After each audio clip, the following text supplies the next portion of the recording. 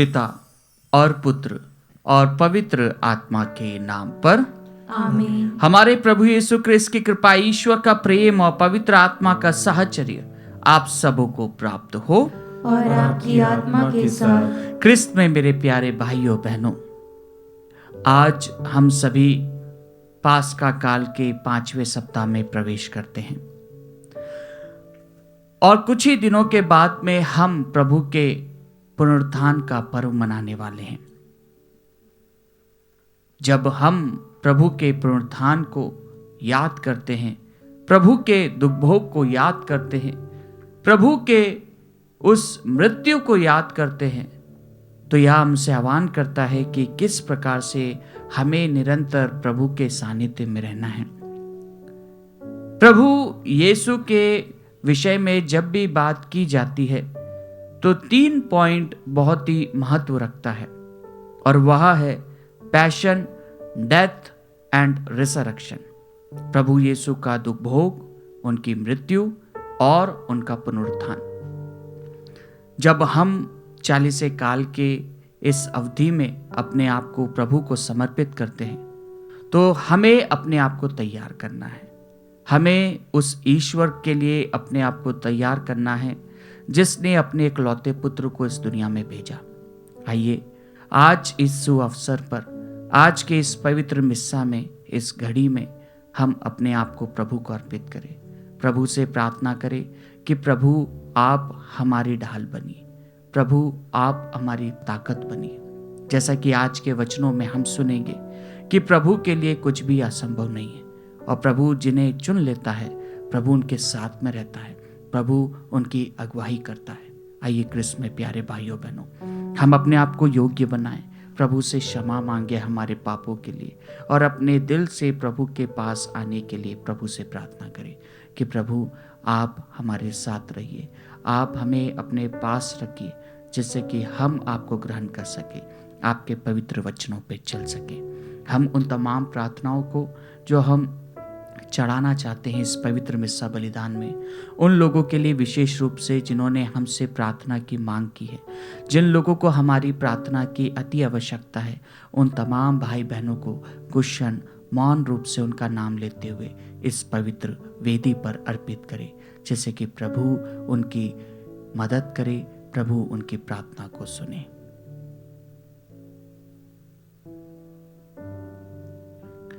भाइयों और बहनों, हम अपने पापों को स्वीकार करें ताकि हम यह पवित्र बलि चढ़ाने के योग्य बन जाएं। हे भाइयों बहनों, मैं सर्वशक्तिमान ईश्वर और आप लोगों के सामने स्वीकार करता हूँ कि मैंने मन, वचन और कर्म से तथा अपना कर्तव्य पूरा न करने से, अपने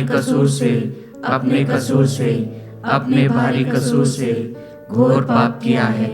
इसलिए मैंने तुम्हारी धर्मी बलियों से, सब स्वर्गदूतों और आप लोगों से, हे भाइयों बहनों, विनती करता हूँ कि आप लोग मेरे लिए प्रभु ईश्वर से प्रार्थना करें। सर्वशक्तिमान ईश्वर हम लोगों पर दया करे और हमारे पाप क्षमा कर हमें अनंत जीवन प्रदान करे। आमीन।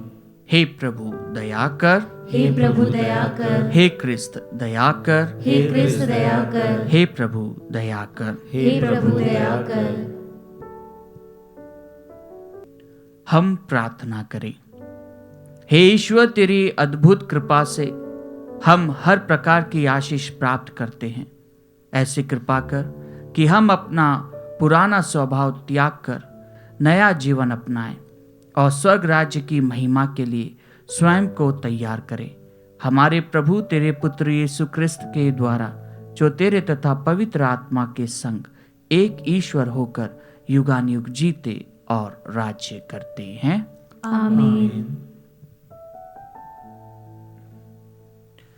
प्रभु आपके हृदय जीवा को खोले, जिससे आप योग्य रीति से प्रभु की वाणी सुना सके। पिता और पुत्र और पवित्र आत्मा के नाम पर।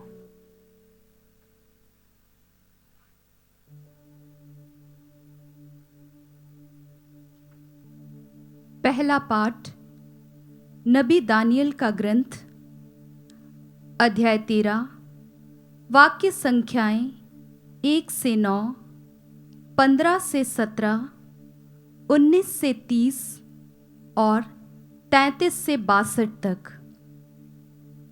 मैंने कुछ भी नहीं किया, फिर भी मुझे मरना होगा। योआकीम नामक व्यक्ति बाबुल निवासी था। उसका विवाह हिल्किया की पुत्री सुसन्ना से हुआ था। वह अत्यंत सुंदर और प्रभु भक्त थी, क्योंकि उसके माता पिता धार्मिक थे और उन्होंने अपनी पुत्री को मूसा की संहिता के अनुसार पढ़ाया लिखाया था। योआकीम बहुत धनी था और उसके घर से लगी हुई उसकी एक सुंदर वाटिका थी। यहूदी उसके यहाँ आया जाया करते थे, क्योंकि वह उनमें सबसे अधिक प्रतिष्ठित था। उस वर्ष लोगों ने जनता में से 2 नेताओं को न्यायकर्ता के रूप में नियुक्त किया था। उनके विषय में प्रभु ने कहा था, बाबुल में अधर्म उन नेताओं से प्रारंभ हुआ जो न्यायकर्ता थे और जनता का शासन करने का ढोंग रचते थे। वे योआकीम के यहाँ आया करते थे और जिनका कोई मुकदमा रहता था वे सब उनके पास आते थे। जब दोपहर के समय लोग चले जाते थे तो सुसन्ना अपने पति की वाटिका में टहलने आया करती थी। दोनों नेता उसे प्रतिदिन वाटिका में घूमते और टहलते देखते थे और उनमें सुसन्ना के लिए प्रबल काम वासना उत्पन्न हुई। उनका मन इतना विकृत हो गया कि उन्होंने स्वर्ग की ओर नहीं देखा और नैतिकता के नियम भुला दिए। वे उपयुक्त अवसर की ताक में ही थे कि सुसन्ना 2 नौकरानियों के साथ अपनी आदत के अनुसार वाटिका में घुस गई। उस दिन बहुत गर्मी थी, इसलिए वह स्नान करना चाहती थी। उन 2 नेताओं को छोड़कर जो छिपकर उसे ताक रहे थे, वहां कोई नहीं था। उसने अपनी नौकरानियों से कहा, जाकर तेल और मरहम ले आओ और वाटिका का फाटक बंद कर दो, जिससे मैं स्नान कर सकूं। नौकरानियां बाहर गई ही थी कि दोनों नेता उठकर सुसन्ना के पास दौड़ते हुए आए और उससे बोले, देखो, वाटिका का फाटक बंद है, कोई भी नहीं देखता। हम तुम पर आसक्त हैं। हमारे साथ रमन करना स्वीकार करो, नहीं तो हम तुम्हारे विरुद्ध यह साक्ष्य देंगे कि कोई युवक तुम्हारे साथ था और इसलिए तुमने अपनी नौकरानियों को बाहर भेज दिया। सुसन्ना ने आह भरकर कहा, मुझे कोई रास्ता नहीं दिखता। यदि मैं ऐसा करूंगी तो प्राणदंड के योग्य हो जाऊंगी। यदि मैं ऐसा नहीं करूंगी तो आपके हाथों से नहीं बच पाऊंगी। फिर भी प्रभु के सामने पाप करने की अपेक्षा निर्दोष ही आपके हाथों में पड़ जाना मेरे लिए अच्छा है। इस पर सुसन्ना ऊंचे स्वर से चिल्लाने लगी, किंतु दोनों नेता उसके विरुद्ध चिल्लाने लगे और उनमें से एक ने दौड़कर वाटिका का फाटक खोल दिया। जब घर के लोगों ने वाटिका में चिल्लाने की आवाज सुनी तो यह देखने के लिए कि सुसन्ना को क्या हुआ, वे दौड़ते हुए आए और पार्श्व फाटक से वाटिका में प्रवेश कर गए। जब नेताओं ने अपना बयान दिया तो नौकरों को बड़ा धक्का लगा। क्योंकि सुसन्ना पर इस प्रकार का अभियोग कभी नहीं लगाया गया था। दूसरे दिन जब जनता उसके पति योआकिम के यहाँ एकत्र हो गई थी, तो वे दुष्ट नेता सुसन्ना को प्राणदंड दिलाने का षड्यंत्र रचकर आ पहुँचे। उन्होंने जनता के सामने कहा, हिल्किया की पुत्री योआकिम की पत्नी सुसन्ना को बुलाओ। लोगों ने उसे बुला भेजा। वह अपने माता पिता, अपने बच्चों और अपने सब कुटुंबियों के साथ आई। उसके संबंधी और जितने भी लोग उसे देखते थे, वे सब के सब रोते थे। उन नेताओं ने सभा में खड़े होकर उसके सिर पर अपने हाथ रख दिए। वह रोती हुई स्वर्ग की ओर देखती रही, क्योंकि उसका हृदय ईश्वर पर भरोसा रखता था। नेताओं ने यह कहा, जब हम अकेले वाटिका में टहल रहे थे, तो यह 2 नौकरानियों के साथ वाटिका में आई। इसने वाटिका का फाटक बंद करा दिया और नौकरानियों को बाहर भेजा। तब एक युवक जो छिपा हुआ था, पास आकर इसके साथ लेट गया। हम वाटिका के एक कोने से यह पाप देखकर दौड़ते हुए उनके पास आए और हमने दोनों को रमण करते देखा। हम उस युवक को नहीं पकड़ पाए, क्योंकि वह हमसे बलवान था और वाटिका का फाटक खोलकर भाग गया। हमने इसे पकड़ लिया और पूछा कि वह युवक कौन है, किंतु इसने उसका नाम बताना अस्वीकार किया। हम इन बातों के साक्षी हैं। सभी ने उन पर विश्वास किया, क्योंकि वे नेता और न्यायकर्ता थे। लोगों ने सुसन्ना को प्राणदंड की आज्ञा दी। इस पर सुसन्ना ने ऊंचे स्वर से पुकार कर कहा, हे शाश्वत ईश्वर, तू सब रहस्य और भविष्य में होने वाली घटनाएं जानता है। तू जानता है कि इन्होंने मेरे विरुद्ध झूठी गवाही दी है। इन्होंने जिन बुरी बातों का अभियोग मुझ पर लगाया है, मैंने उनमें से एक भी नहीं किया, फिर भी मुझे मरना होगा। ईश्वर ने उसकी सुन ली। जब लोग उसे प्राणदंड के लिए ले जा रहे थे, तो ईश्वर ने दानियल नामक युवक में एक दिव्य प्रेरणा उत्पन्न की। वह पुकार कर कहने लगा, मैं इसके रक्त का दोषी नहीं हूं। इस पर सब लोग उसकी ओर देखने लगे और बोले, तुम्हारे कहने का क्या अभिप्राय है? उसने उनमें खड़े होकर कहा, हे इस्राएलियों, आप लोगों की बुद्धि कहाँ है, जो आप जांच और पूरी जानकारी के बिना इज़राइल की पुत्री को प्राणदंड देते हैं। आप न्यायालय लौट जाएं, क्योंकि इन्होंने इसके विरुद्ध झूठी गवाही दी है। इस पर लोग तुरंत लौट गए और नेताओं ने दानियल से कहा, आइए हमारे बीच बैठिए और हमें अपनी बात बताइए, क्योंकि ईश्वर ने आपको नेताओं जैसा अधिकार प्रदान किया है।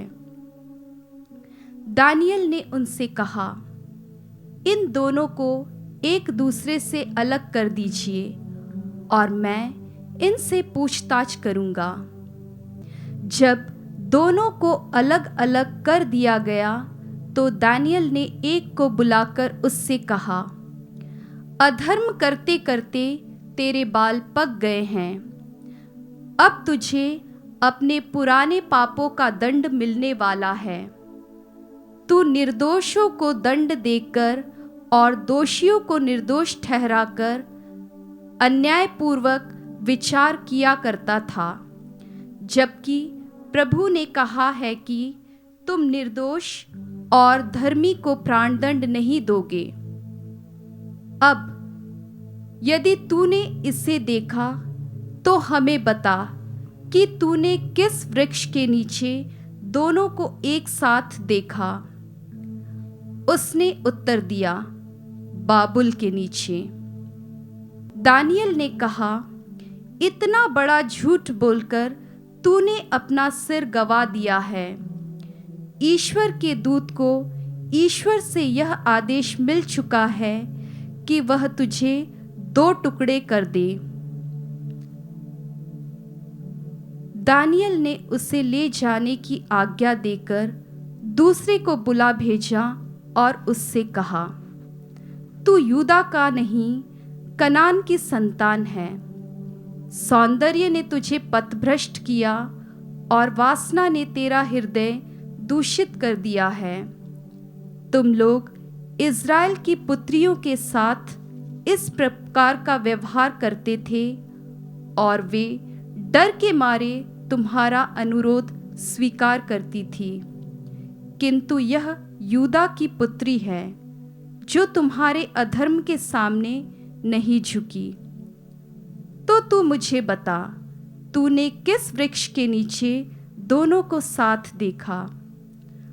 उसने उत्तर दिया, बलूत के नीचे। इस पर दानियल ने कहा, तूने भी इतना बड़ा झूठ बोलकर अपना जीवन गवा दिया। ईश्वर का दूत हाथ में तलवार लिए प्रतीक्षा कर रहा है। वह तुझे 2 टुकड़े कर देगा और तुम दोनों का सर्वनाश करेगा। तब समस्त सभा ऊंचे स्वर से जयकार करते हुए ईश्वर की स्तुति करने लगी, जो अपने पर भरोसा रखने वालों की रक्षा करता है।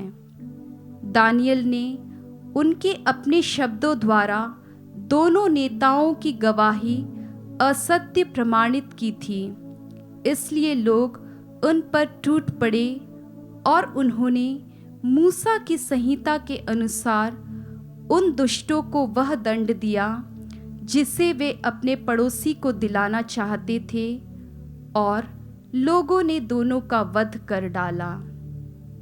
प्रभु की वाणी। ईश्वर को धन्यवाद।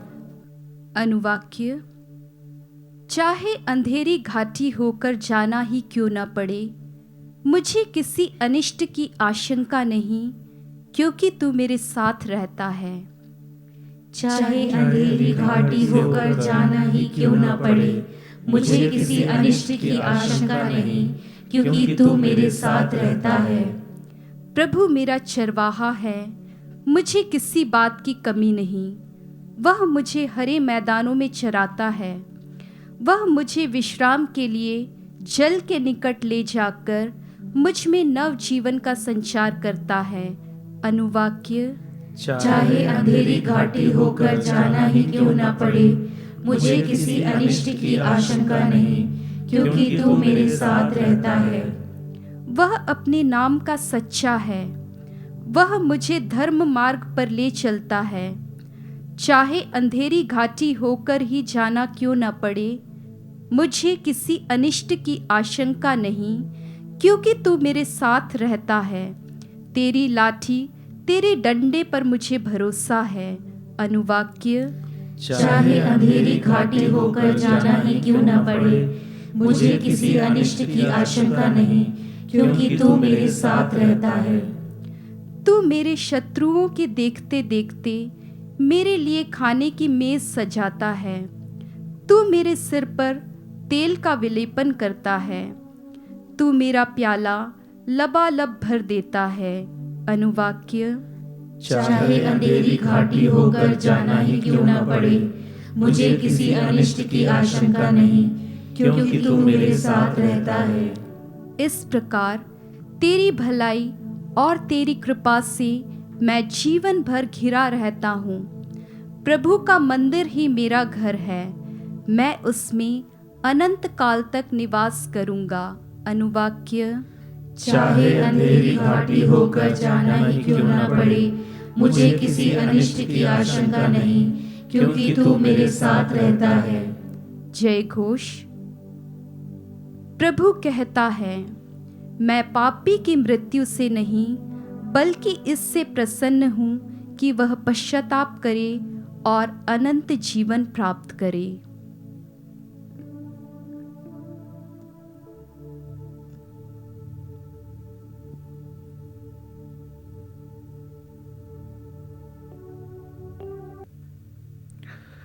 प्रभु आप लोगों के साथ हो और आपकी आत्मा के साथ। संत यूहन्ना के अनुसार पवित्र सुसमाचार। हे प्रभु, तेरी महिमा हो।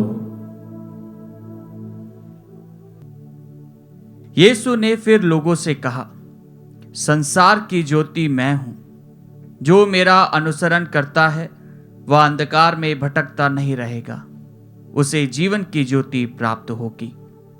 फरीसियों ने उनसे कहा, आप अपने विषय में साक्ष्य देते हैं, आपका साक्ष्य मान्य नहीं है। यीशु ने उत्तर दिया, मैं अपने विषय में साक्ष्य देता हूं, फिर भी मेरा साक्ष्य मान्य है, क्योंकि मैं यह जानता हूं कि मैं कहां से आया हूं और कहां जा रहा हूं। परंतु तुम लोग नहीं जानते कि मैं कहां से आया हूं और कहां जा रहा हूं। तुम मनुष्य की दृष्टि से न्याय करते हो, मैं किसी को न्याय नहीं करता, और यदि न्याय भी करूं तो मेरा निर्णय सही होगा, क्योंकि मैं अकेला नहीं हूं। जिसने मुझे भेजा है वह मेरे साथ है। तुम लोगों की संहिता में लिखा है कि 2 व्यक्तियों का साक्ष्य मान्य है। मैं अपने विषय में साक्ष्य देता हूं, और पिता भी जिसने मुझे भेजा है मेरे विषय में साक्ष्य देता है। इस पर उन्होंने यीशु से कहा, कहाँ है आपका वह पिता? उन्होंने उत्तर दिया, तुम लोग ना तो मुझे जानते हो और ना मेरे पिता को। यदि तुम मुझे जानते तो मेरे पिता को भी जान जाते। यीशु ने मंदिर में शिक्षा देते हुए यह सब खजाने के पास कहा। किसी ने उन्हें गिरफ्तार नहीं किया, क्योंकि अब तक उनका समय नहीं आया था। प्रभु का सुसमाचार।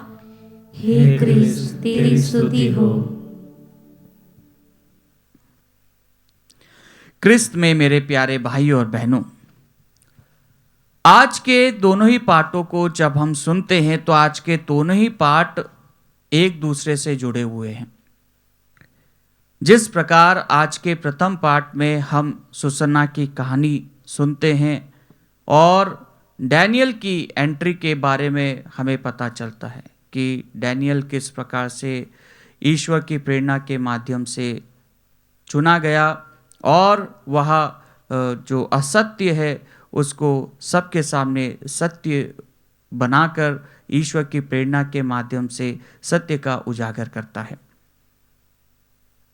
जैसा कि हम आज के सुसमाचार पाठ में सुनते हैं कि प्रभु अपने साक्ष्य के विषय में बात करते हैं। फरीसी और शास्त्री उनसे पूछते हैं कि आप अपने विषय में साक्ष्य देते हैं, आपका साक्ष्य मान्य नहीं है। और प्रभु उन्हें उत्तर देते हैं कि मैं जानता हूं कि तुम्हारे लिए अगर कोई 2 व्यक्ति साक्ष्य दे तो उनका साक्ष्य मान्य है। और यही साक्ष्य हम आज के प्रथम पाठ में देखते हैं कि किस प्रकार से 2 व्यक्ति जो नेता थे और जो संहिता का पालन करते थे, वे जब अपने निष्ठुरता से जब वे अपने कर्तव्य को भूल जाते हैं तो वे किस प्रकार से अपने आप को ईश्वर की प्रेरणा से दूर कर लेते हैं और वे इस मानवीय स्वभाव में गिरते हुए मानवीय बातों में वे लग जाते हैं और ईश्वरीय जो कमांडमेंट से ईश्वरीय जो आदेश है उसको भूल जाते हैं। और यही बात हम उस स्त्री में देखते हैं, सुसन्ना में पाते हैं कि वह ईश्वर पर श्रद्धा रखती है, वह ईश्वर पर विश्वास रखती है और वह अपने आप को पवित्र रखते हुए ईश्वर को समर्पित करती है, क्योंकि वह पूरा विश्वास ईश्वर पर दृढ़ रखते हुए, उस पर भरोसा रखते हुए अपना जीवन ईश्वर को समर्पित करने के लिए तैयार हो जाती है। और जब वह स्त्री तैयार हो जाती है तो ईश्वर उसकी पुकार को सुनता है, ईश्वर उस पर अपनी दृष्टि लगाता है और ईश्वर दानियल को भेजता है और दानियल को प्रेरणा देता है कि किस प्रकार से वह उन दोनों को अलग अलग करके पूछताछ करता है और उनकी कटुता को विवृत रूप से उनके सामने प्रस्तुत करता है। यही बात जब हम आज के सुसमाचार पाठ में पाते हैं तो आज के सुसमाचार पाठ में प्रभु इसी बात का साक्ष्य देते हुए तमाम प्रश्नों का उत्तर देते हैं कि किस प्रकार ईश्वर और प्रभु एक हैं, पिता और पुत्र एक हैं। जिसने पिता की बातों को सुना है वह पुत्र के बताए हुए रास्ते पर चलने के लिए तैयार रहता है और जिसने पुत्र को देखा है उसने पिता को देखा है। आज के इन साक्ष्यों को जब हम प्रभु के वचनों के माध्यम से सुनते हैं कि प्रभु स्वयं कहते हैं कि मेरे साथ मेरा पिता है, और जब लोग उनसे पूछते हैं कि आपका पिता कहाँ है, और प्रभु उनसे कहते हैं कि तुम ना तो मुझे जानते हो और ना मेरे पिता को। और प्रभु बहुत ही सटीक रूप से संत यूहन्ना के सुसमाचार में अच्छे से बताता है कि जब प्रभु अपने आप को लोगों के सामने किस प्रकार से प्रस्तुत करते हैं। वह ईश्वर को, एलोहिम को, याहवे को पिता कहकर पुकारते हैं। और यही दोष हम किस प्रकार का पाते हैं कि जो प्रभु पर लगाया गया है वह इसी प्रकार का दोष है। क्यों? क्योंकि इस्राएली जनता में याहवे और एलोहिम नाम की जो ट्रेडिशनल जो वर्ड था, ट्रेडिशनल जो गॉड का जो नाम था एलोहिम और याहवे, किसी को इन दो का नाम भी लेने की परमिशन नहीं दी गई थी। लेकिन फिर भी यीशु जब ईश्वर को, याहवे को, एलोहिम को जब पिता कहकर पुकारते हैं, संबोधित करते हैं, तो यह एक प्रकार का बहुत बड़ा जो लोगों के लिए जो संहिता का पालन करते हैं उनके लिए बहुत बड़ी चोट थी। और आज के सुसमाचार पाठ में हम जब अंत के वचनों को सुनते हैं तो हम यह पाते हैं कि यीशु ये सब बातें कहाँ से कह रहे थे। यीशु ये सब बातें खजाने के पास खड़े होकर कह रहे थे। खजाना क्या है? खजाना वह मंदिर है जहाँ पर लोग अपनी पूंजी जमा करते हैं और जहाँ से फरीसी, शास्त्री, इन लोगों को जहाँ से अपना सब कुछ मिलता था। और जब यह खजाने के पास में खड़े होकर प्रभु इस बातों का विवरण करते हैं, जब भेंटों के पास में जब प्रभु लोगों के सामने ये बात को कहते हैं, तो ये बहुत बड़ी बात होती है। किसी ने उन्हें गिरफ्तार नहीं किया क्योंकि अब तक उनका समय नहीं आया था। और गिरफ्तारी की जब बात हम इधर पे करते हैं, जब प्रभु के वचनों में गिरफ्तारी की बात की जाती है, तो हमें उस पल की याद करना है जब प्रभु पर दोष लगाया गया था। प्रभु पर एकमात्र दोष लगाया गया था कि ये ब्लास्फेमी है, ये ईश निंदा है। ईश निंदा का जो दोष है वह प्रभु पर लगाया गया था। आइए क्रिस्त में प्यारे भाइयों बहनों, जब हम धीरे धीरे इस पास्का काल के अंत में, जब प्रभु के दुख भोग पे, जब गुड फ्राइडे पर, पवित्र शुक्रवार पे जब हम जा रहे हैं, हम अपने आप को तैयार करें। उस ईश्वर को हम अपने दिल से, अपने मन से, अपने पूरे तन से उस प्रभु को स्वीकारें कि जो कार्य प्रभु ने हमें सौंपा है वो कार्य को हम पूरी लगन से कर सकें। और जिस प्रकार प्रभु ने हमें सर्वोत्तम प्रार्थना करना सिखाया है, प्रभु ने हमें प्रार्थना करने के लिए जो प्रार्थना दी है, उसमें भी सबसे प्रथम वाक्य यह है, हे पिता हमारे। आइए क्रिस्त में प्यारे भाइयों बहनों, हम अपने आप को प्रभु को अर्पित करें और प्रभु से प्रार्थना करें कि प्रभु हमारी ढाल बने। प्रभु इस परिस्थिति में, इस टेंशन्स में हमारी ढाल बने। प्रभु हर विपत्ति में हमारी ढाल बने, जैसे कि हम प्रभु पर विश्वास करते हुए प्रभु के बताए हुए रास्ते पर चल सके और किसी भी अनजाने की बहकावे में ना आते हुए, बल्कि प्रभु पर श्रद्धा रखते हुए, प्रभु पर विश्वास करते हुए हम अपना जीवन व्यतीत करें।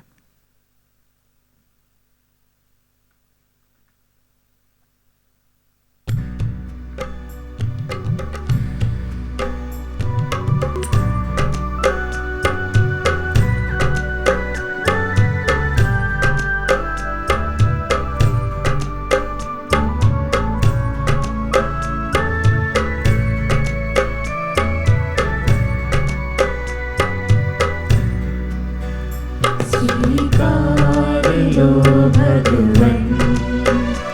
उपहार है दिल की ममता, स्वीकार लो सकल सृष्टि के भगवन। प्रभु ईश्वरीय रोटी जिसे हम उपहार है दिल की ममता, स्वीकार लो भगवन। तब प्रेम की बहे सरिता, सदा मिले हमें प्रभुता। ये दाखरस रोटी भर लो, विनती प्रभु सुन लो, स्वीकार लो भगवन।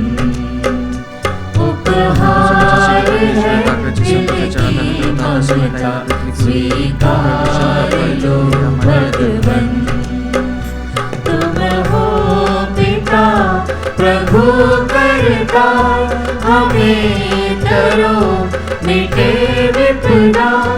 ये कामना पूरी कर लो, विनती प्रभु सुन लो, स्वीकार लो भगवन। उपहार है दिल की ममता, स्वीकार लो भगवन। भाइयों और बहनों, प्रार्थना कीजिए कि सर्वशक्तिमान पिता ईश्वर मेरा और आप लोगों का यह बलिदान स्वीकार करे। प्रभु अपने नाम की स्तुति तथा महिमा के लिए और हमारे तथा अपने समस्त पवित्र कलीसिया के लाभ के लिए आपके हाथों से बलिदान स्वीकार करें। हे प्रभु, हम पवित्र संस्कार का अनुष्ठान करने वाले हैं। ऐसी कृपा कर कि हम आत्मा की पवित्रता द्वारा अपनी शारीरिक तपस्या का फल सहर्ष प्रदर्शित करें। हम यह प्रार्थना करते हैं अपने प्रभु क्रिस्त के द्वारा। आमीन। प्रभु आप लोगों के साथ तो हो और आपकी आत्मा के साथ। प्रभु में मन लगाइए। हम प्रभु में मन लगाए हुए हैं। हम अपने प्रभु ईश्वर को धन्यवाद दें। यह उचित और न्याय संगत है। हे प्रभु पवित्र पिता, सर्वशक्तिमान और शाश्वत ईश्वर, यह वास्तव में उचित और न्याय संगत है। हमारा कर्तव्य तथा कल्याण है कि हम सदा सर्वत्र तुझे धन्यवाद दें। तेरे पुत्र के मुक्तिप्रद दुर्भोग द्वारा सारा संसार तेरे प्रताप के अपार सामर्थ्य की घोषणा करने लगा है, क्योंकि क्रूस की अद्भुत शक्ति द्वारा संसार का न्याय हो गया है और क्रूसित क्रिस्त का सामर्थ्य प्रकट हो गया है। इसलिए हे प्रभु, समस्त दूतगणों के और संतों के साथ हम भी तुझे धन्यवाद देते हुए उल्लास पूर्वक घोषित करते हैं।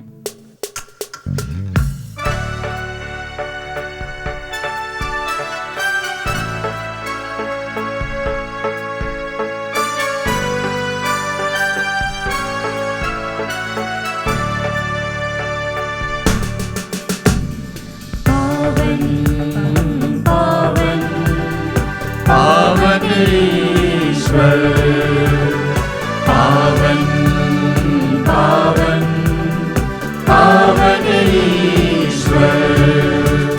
स्वर्ग महिमा दिखाता तेरी, स्तुति तब गाती पृथ्वी सारी। स्वर्ग महिमा दिखाता तेरी, स्तुति तब गाती पृथ्वी सारी।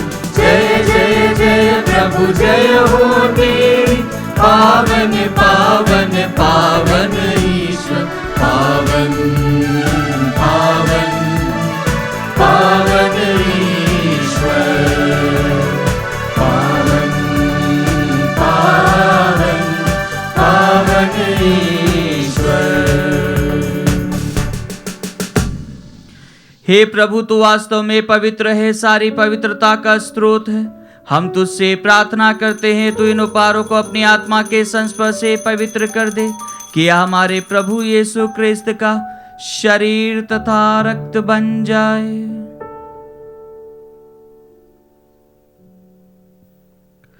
जब वे स्वेच्छा से मृत्यु के लिए सौंपे गए, उन्होंने रोटी ली, तुझे धन्यवाद दिया और रोटी तोड़कर उसे अपने शिष्यों को देते हुए कहा, तुम सब इसे लो और इसमें से खाओ, क्योंकि यह मेरा शरीर है जो तुम्हारे लिए बलि चढ़ाया जाएगा। हे मेरे प्रभु, हे मेरे ईश्वर,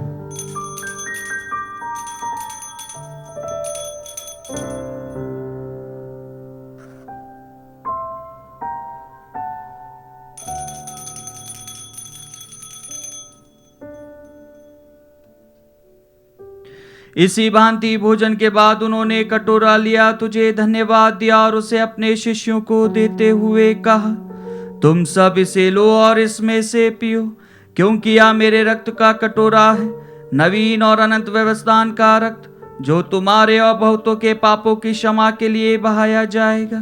तुम मेरी स्मृति में यह करो। हे मेरे प्रभु, हे मेरे ईश्वर,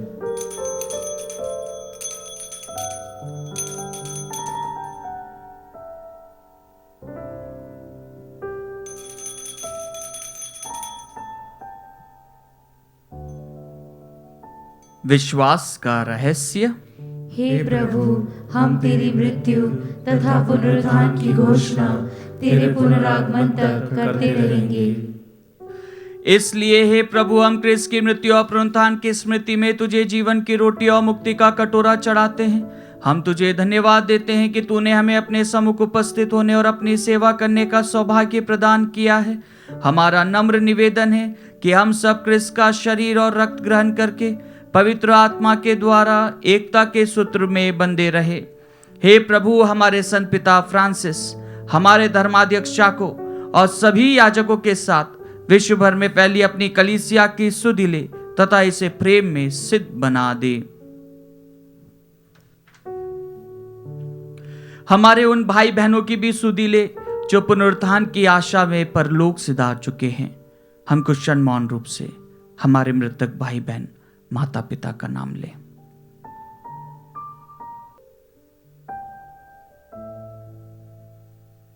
उन्हें और सभी मृतकों को अपने दर्शन का सौभाग्य प्रदान कर हम सब पर दया दृष्टि डाल कि हम भी अनंत जीवन के सहभागी बने और ईश्वर की माता धन्य कुआरी मरियम, उनके वर संत योसेफ, धन्य प्रेरितों तथा सब संतों के साथ जो युग युग में तेरे प्रति विश्वस्त बने रहे, तेरी स्तुति और महिमा कर सके, तेरे पुत्र यीशु क्रिस्त के द्वारा।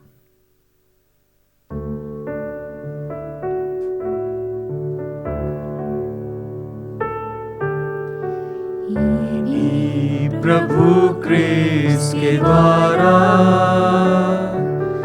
इन्हीं के साथ और इन्हीं में, हे सर्वशक्तिमान पिता ईश्वर, पवित्र आत्मा के साथ सारा गौरव तथा सम्मान युगानुयुग तेरा ही है।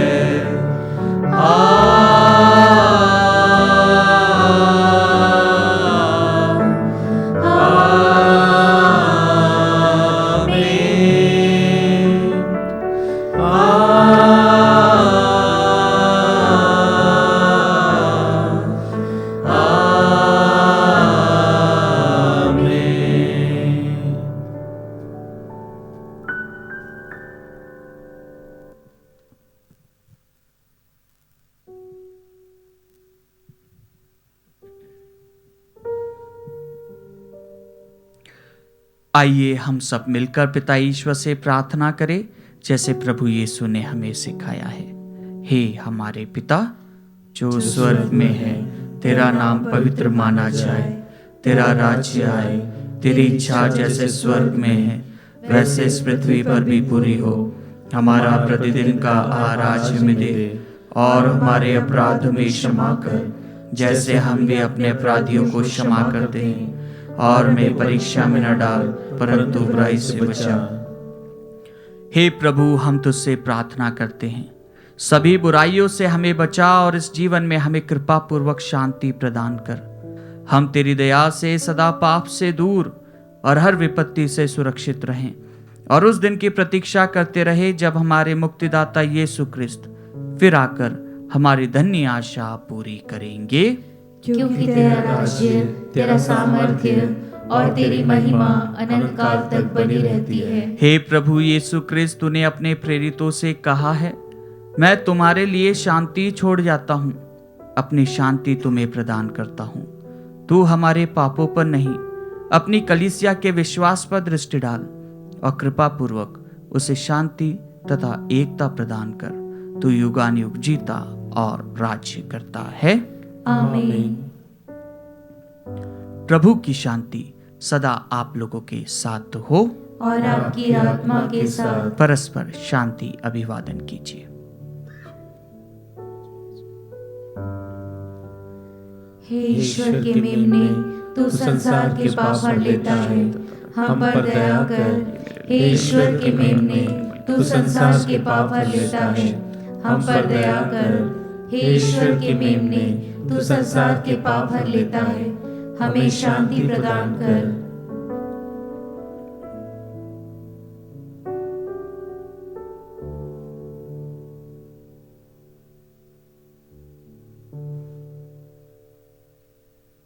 देखिए ईश्वर का मेमना, इन्हें देखिए जो संसार के पाप हर लेते हैं। धन्य है वे जो मेमने के भोज में बुलाए गए हैं। हे प्रभु, मैं इस योग्य नहीं हूँ कि तू मेरे यहाँ आए, किंतु एक ही शब्द कह दे और मेरी आत्मा चंगी हो जाएगी।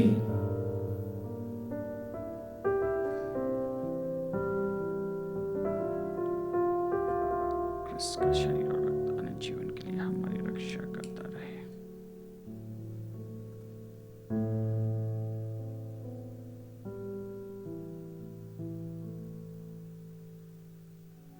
हे मेरे प्रभु यीशु, मैं सारे हृदय से विश्वास करती हूँ कि आप पवित्र यूकरिस्ती संस्कार में उपस्थित हैं।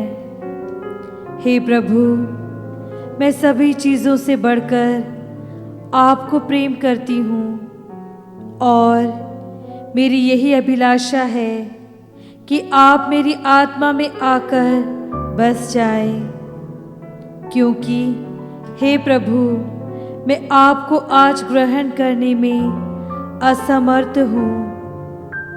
हे प्रभु, आध्यात्मिक रूप से आकर मेरे हृदय में समा जाइए।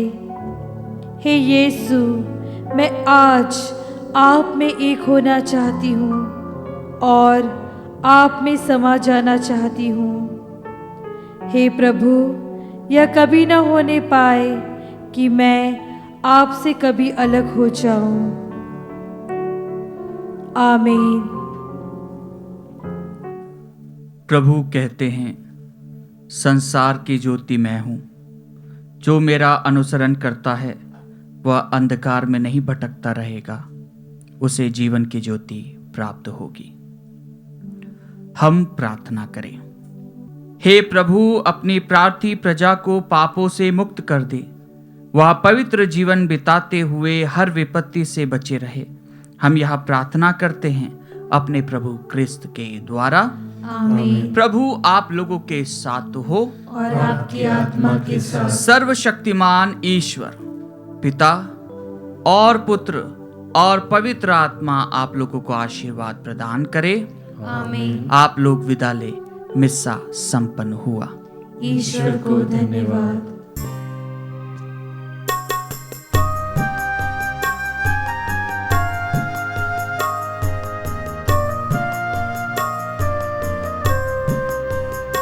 बोझ सबके गुनाह का उठाकर वो लिए जा रहा है।